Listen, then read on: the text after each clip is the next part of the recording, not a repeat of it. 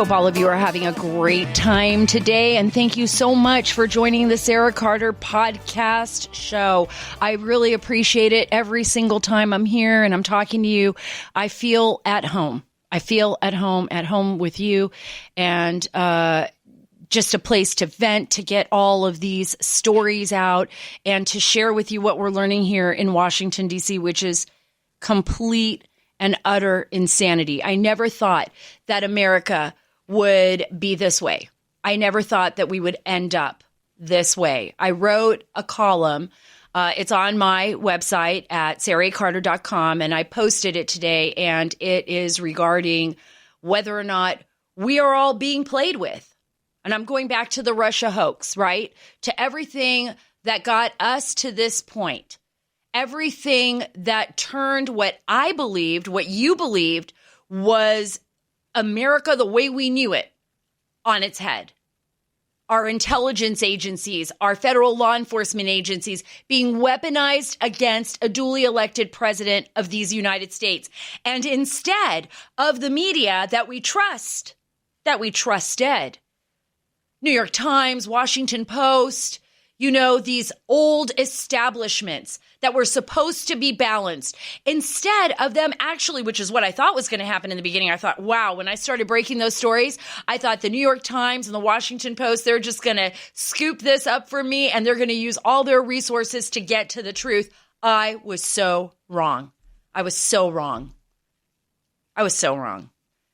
It took a fight, and it's still a fight every single day and night. On Sean Hannity's show, I talk about that in the column. It was what Sean said, pulling back the layers of the onion. And, I thought in the beginning, this is malfeasance on the part of FBI Deputy Director Andrew McCabe. There's possible malfeasance by now fired and former FBI Director James Comey. And then all of a sudden it was like, holy cow, here comes James Clapper. And then, whoa, wait a minute, stop the bus. It looks like John Brennan. And then, whoa, wait another minute.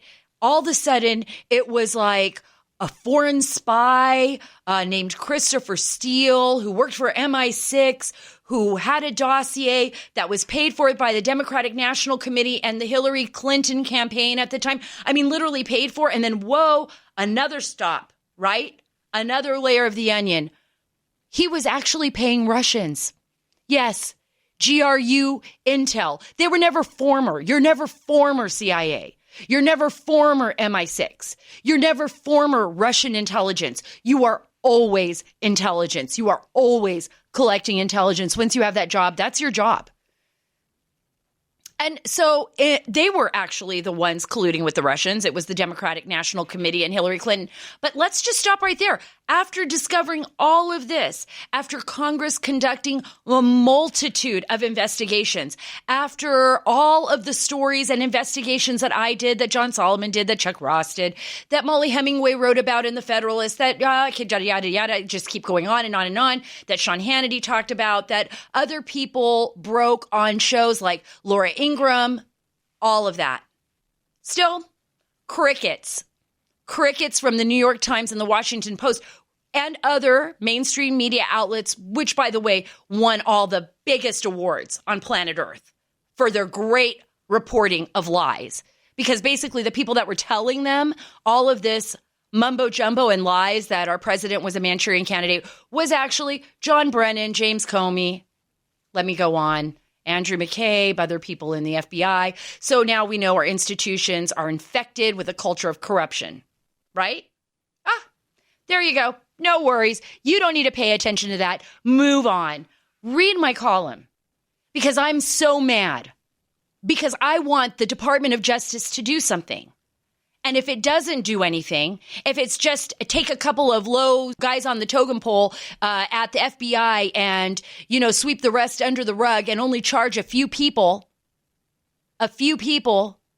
subordinate employees like Peter Strzok and Joe Pienka and Kevin Kleinsmith and those yahoos. You think they did that on their own? Do you think really Peter Strzok, Lisa Page, and Joe Pienka and all these people that were below Comey, McCabe, below John Brennan, below President Barack Obama, who we now know had a meeting on January 5th? at the White House about all of this with Vice President Biden and the rest of the lot, you think that those guys, those subordinates, were the ones who planned this? Who decided they were all going to sudden, we're going to investigate Trump. We think he's a Russian asset. We're going to investigate Michael Flynn. No, not at all. Not at all. They were directed. That's just a fact. I mean, I don't need to show you a piece of paper that says that. Okay, that's what we rely on. But we know that nobody operates in an institution like that without having permission and reporting to their higher ups. We know that. That is a fact, unless it's just one of them and they're rogue. Oh, speaking of rogue, that was a perfect transition, wasn't it? I'm going to transition right over to somebody who called Comey rogue.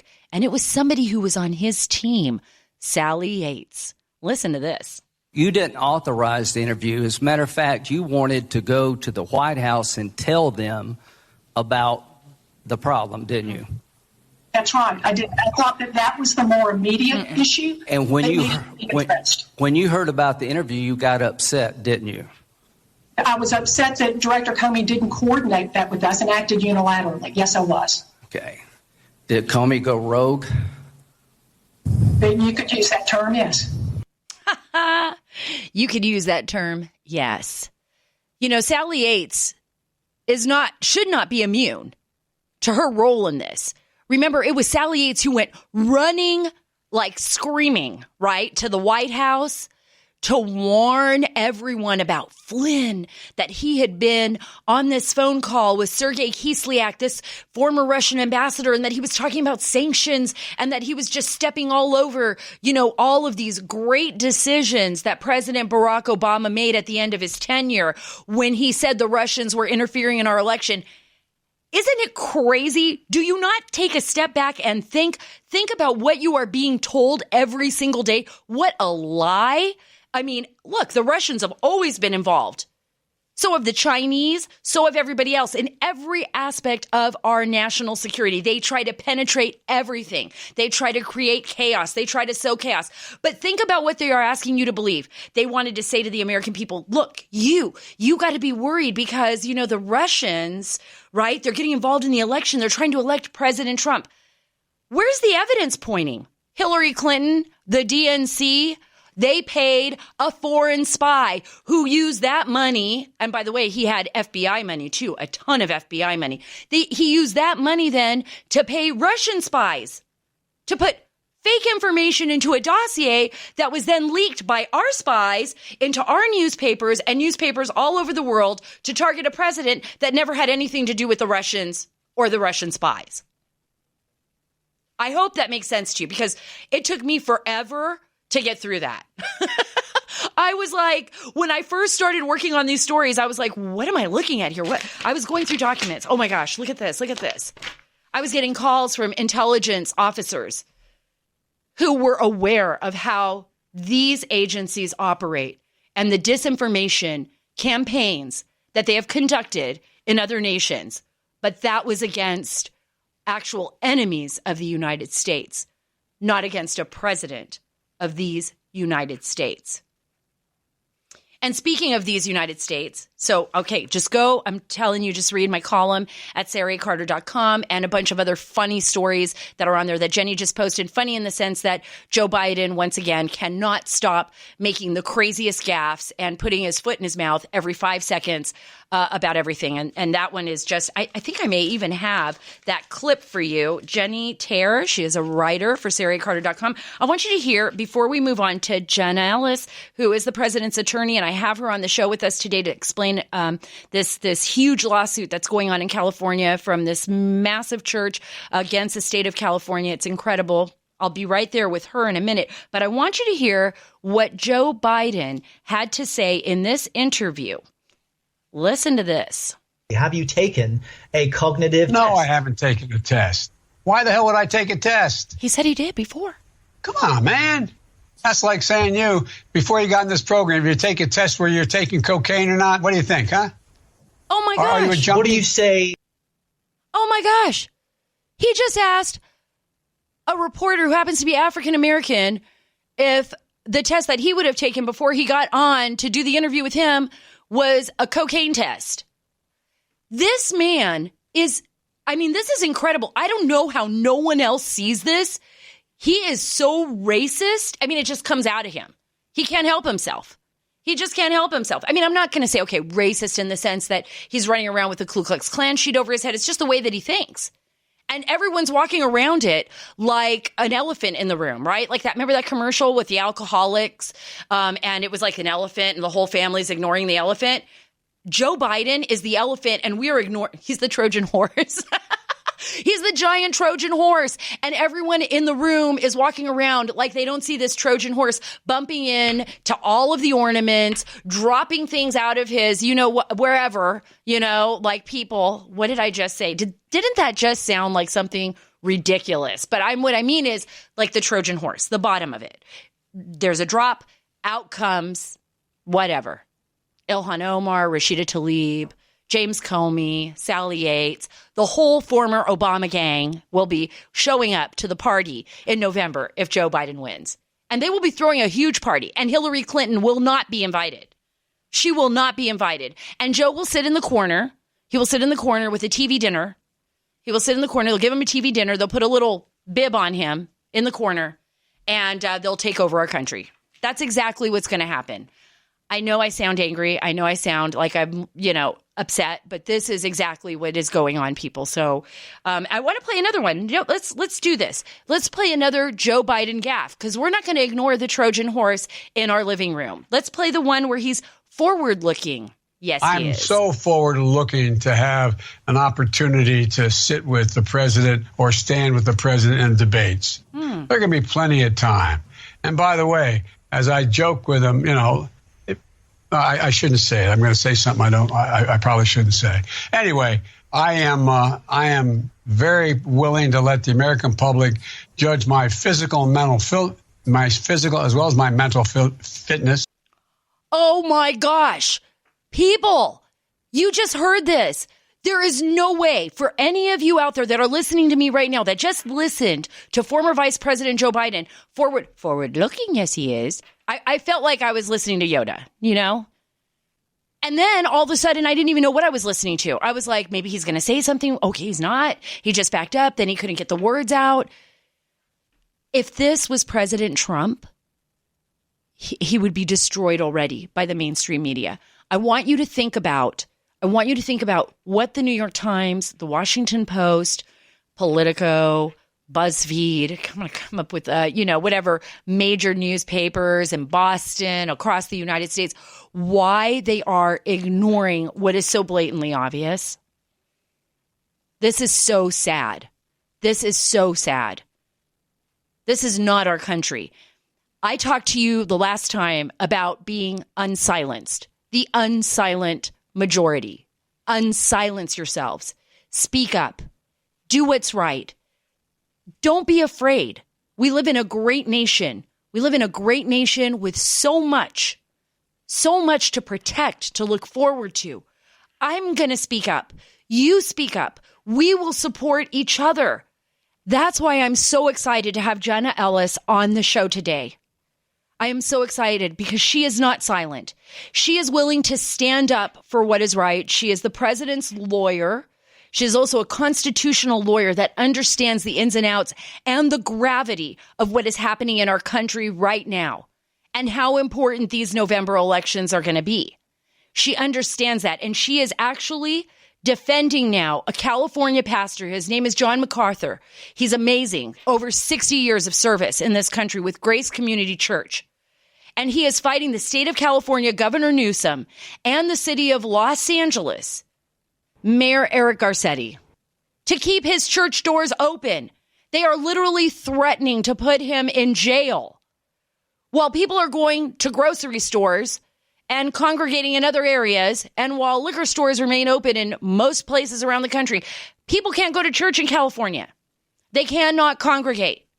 So without any further delay, Jenna, thank you so much for being on the Sara Carter podcast today. I want to ask you first, can you give me an overview of what is actually happening with the case in California and Pastor John MacArthur? Yeah, thank you so much for covering this because this is so critically important. I mean, imagine if in the midst of the COVID-19 pandemic, the hospitals were closed and they said, well, you know what, we can't treat people with their physical ailments. That's essentially what the state of California is doing to our spiritual condition. And they're saying we are closing houses of worship indefinitely so that they can't provide the essential care and service to people who are out of jobs, who are displaced, who are going through a lot of, just regular everyday things as well that the church provides the essential service for. And so this is absolutely an infringement on our constitutionally protected right to freely associate and assemble, and also our free exercise of religion. And there's no possible compelling interest here, Sarah. So I want to be clear. This is not Pastor MacArthur and Grace Community Church in California defying the Constitution. This is the state of California and its officials defying their oaths of office and their constitutional mandate to preserve and protect religious freedom for Pastor MacArthur and his church. Oh, that's excellent. And you're absolutely right. I mean, there is no doubt that what's happening here is a violation of their constitutional rights.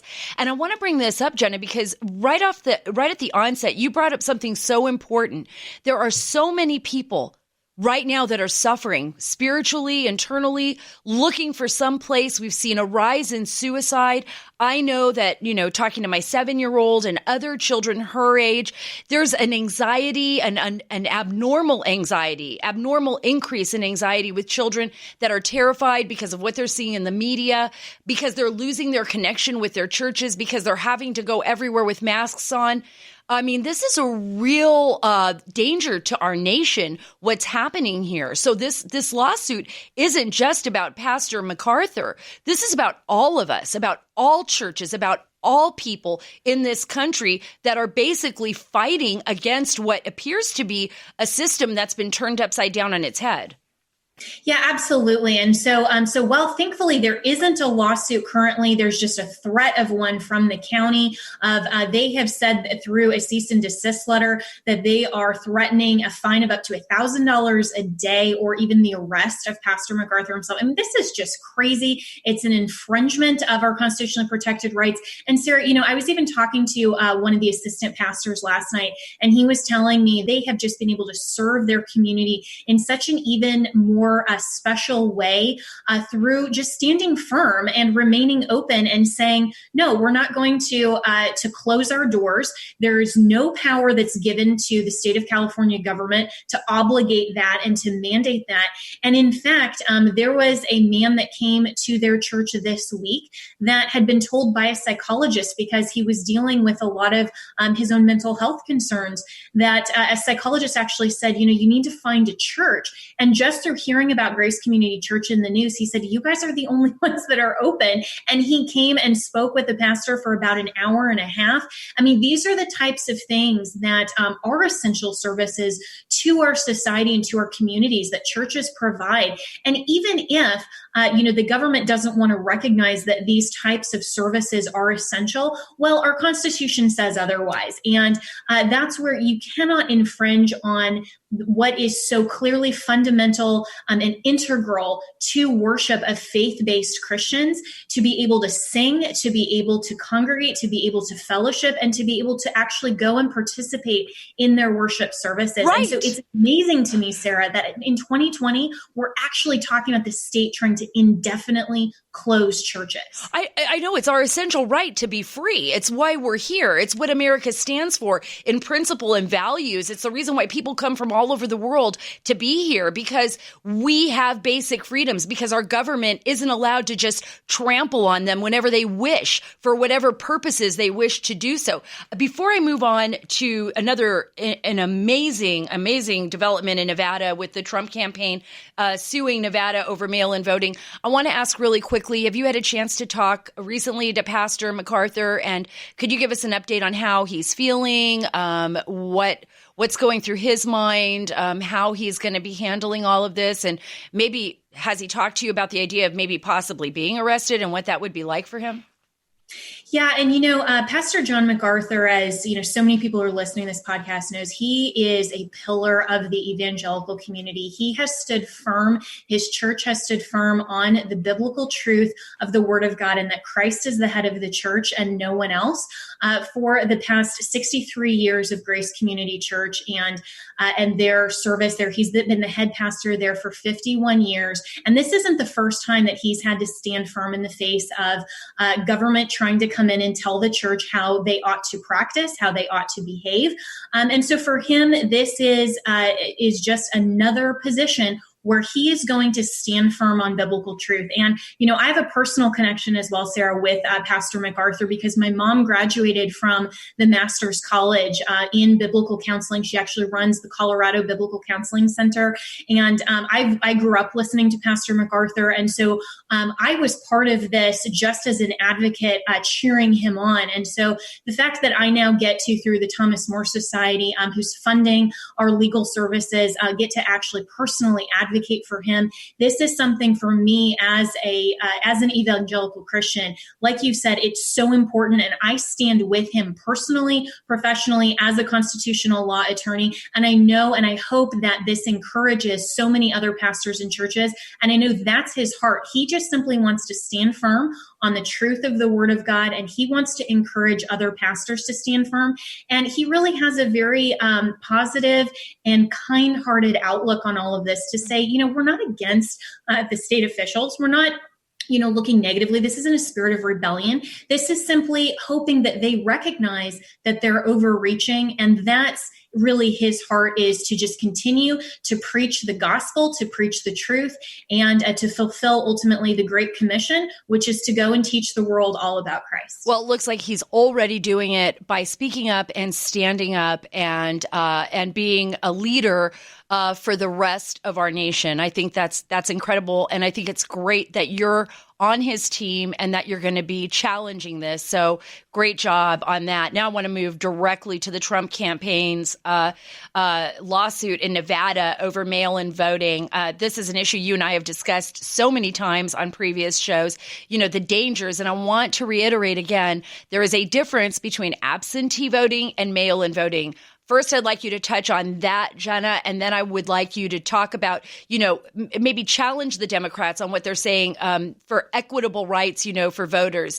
Challenge them on what they're saying, that only mail-in voting works.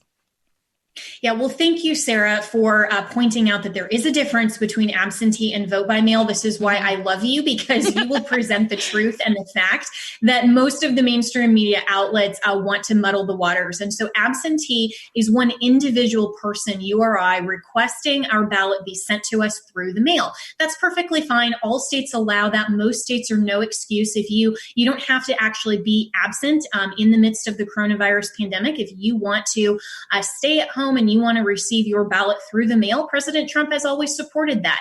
That's something that works great in all 50 states. That's very different than the state on their own initiative simply sending out millions and millions of ballots that are unrequested to unverified individuals, to unverified addresses.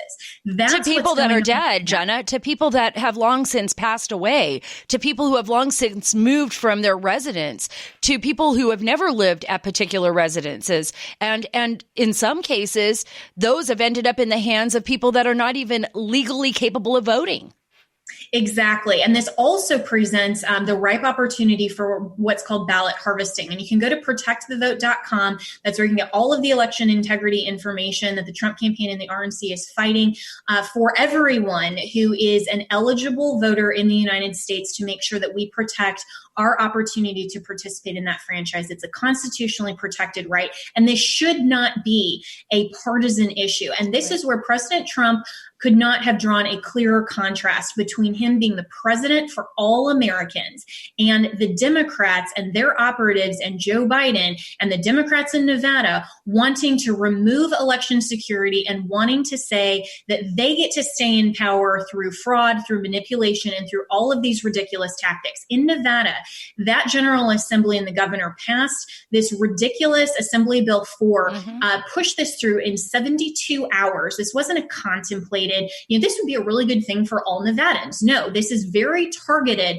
for the 2020 presidential election. And this is the Democrats harnessing their own power rather than saying, we recognize that our Constitution is founded on the principle of the people, by the people, and for the people. We, the people, get to select and prefer who of our fellow citizens is put into office. But the Democrats, they are so arrogant that they think that they get to pick who is best in office rather than you and I and the rest of our fellow citizens. Right. Well, Governor Sisolak just, he tries to play it to the point, and, that the state of Nevada is doing this because they're concerned about all voters during this pandemic.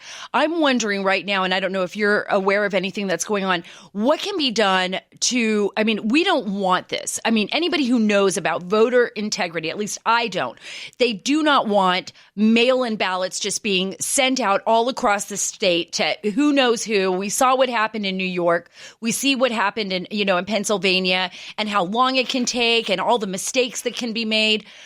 What can be done, though, on the other hand? Like, could there be more access for voters so that it's easier, more fluid? Could money be allocated on the federal level, or is it only the state level? Is there anything? President Trump has already allocated, $400 million through the CARES Act for the polling locations to make sure that they're safe and secure.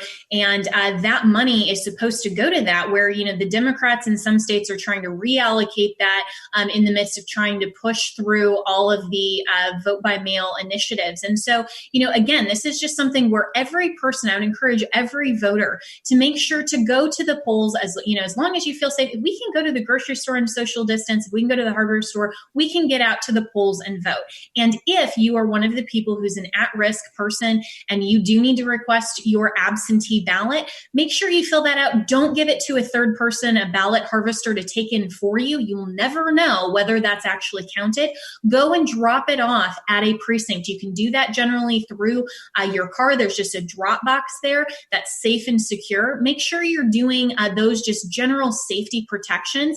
And then also consider, supporting the Trump campaign and the RNC through our lawsuits and going to protectthevote.com. If you're a lawyer listening to this, we have Lawyers for Trump that is looking at the election integrity, the election day operations. You can also sign up just anywhere, any state you're in, at armyfortrump.com to make sure that election day integrity is preserved. And when we have a lot of these ballots coming in through the mail, if for any reason this lawsuit is unsuccessful, then we want to make sure that we can count these ballots correctly and that we have eyes and ears on the ground to make sure that every eligible vote is counted and it's counted once. Absolutely, Jenna. Everybody, please listen to what she is saying. Before I let you go, I believe this is one of the most critical presidential elections in modern history. I want to know, do you agree with me on that, Jenna? And why do you think it is? If you were to explain to a voter why this is so critical, particularly, of course, conservative voters, independents out there, why is this election so critical, in your opinion?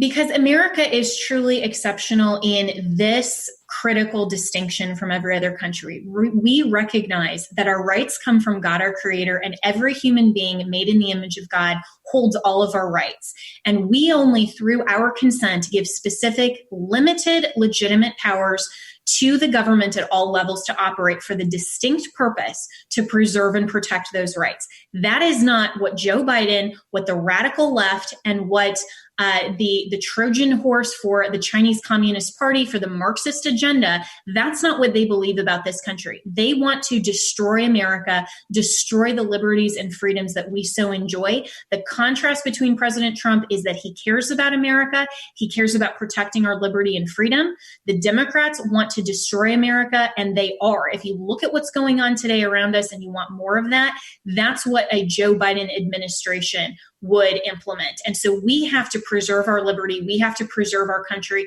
We have to be America first, and we have to vote for Donald Trump. Thank you so much, Jenna. I hope you have a great day, and thank you for joining us here at the Sara Carter Podcast. Wasn't she great? I'm telling you, listen to what Jenna Ellis is saying. Go out there, look for yourself, see what you need to do if you want to get involved and what's going on in your church.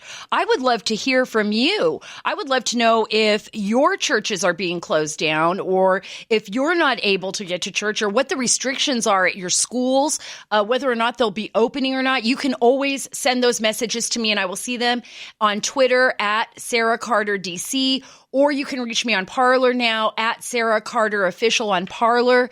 I want to hear what you're saying. I want to hear what's happening in your life because it's that important to me. And I can tell you it's happening to me. But before we go anywhere, this is an awesome Biden gaffe. I do not want to let you go until you can hear this because he really is a man of wisdom. Yes. And by the way, what you all know, but most people don't know, unlike the African-American community, with notable exceptions, the Latino community is an incredibly diverse community with incredibly different attitudes about different things. Yes. He did say that unlike African-Americans, the Latino community is more diverse. Coming from a Latino, half Latino, with about 10% West African blood, you're so racist, Mr. Biden. He is just like my mom would have said. This man, he just can't help himself. Do you all remember when he did the video? There was a video out there about corn pop and then this really weird part where he was telling everyone that his hair was so blonde on his legs that the little kids in the pool, he was talking about little African-American kids, black kids at the pool, and wherever the pool was in Baltimore, or in Delaware, would rub the hair on his legs because it was so blonde to see it stand up in the sunlight. I was like, what kind of weird superpower were you talking about, Joe Biden? That is just nasty. But he said it, and it was like the Trojan horse, like I talked about, walking around in the room and everybody ignoring it. That's weird. And then he said something about roaches, and I want to ask him, what did you mean? You learned a lot about roaches. What in the world was he talking about? I don't even want to go there, right? I just want him to answer it. I would ask him that. See, this is why they will not ask me to host a debate. Yes, with Biden and Trump, because my first question would be, former Vice President Joe Biden, you said this, and I would play the tape about corn pop and the kids and the roaches. What did you mean? And I would just sit back. What did you mean? What was going on? What was happening? I would do the same with Trump. What did you mean? What was going on? What was happening? Nobody wants me hosting that debate. Trust me. Anyways, thank you for wanting to be with me on the Sara Carter podcast show. It was so great to have you with me every week, twice a week. Now I'm thinking about making it 3 or 4 times a week. Go to my website, saracarter.com. You'll get the latest stories there. You'll read all of my columns as well as specials to the website. We've got people posting columns there quite often. Congressman Andy Biggs did a recent column for us, as well as David Schoen. He's an incredible attorney, a civil rights criminal defense attorney. Also, remember, you can follow me on Twitter at Sara Carter DC. That's at Sara Carter DC. And you can follow me on Parler at Sara Carter Official. And don't forget about Instagram. My gosh, there are so many different social media platforms. On Instagram at SCarterDC, where you can see all the fun pictures of things that I take pictures of, like caterpillars in my garden, or me just before I get on Sean Hannity, or me hanging out with fun people like Jenny, or my kids just being weird. Thanks again for being with the Sara Carter podcast. Please subscribe to us on any of your special apps like Spreaker or Omni or Apple or whatever it is you got going. Please subscribe and give us a 5-star rating. Again, thank you for joining us. Remember, at the Sara Carter podcast, we are taking the story back.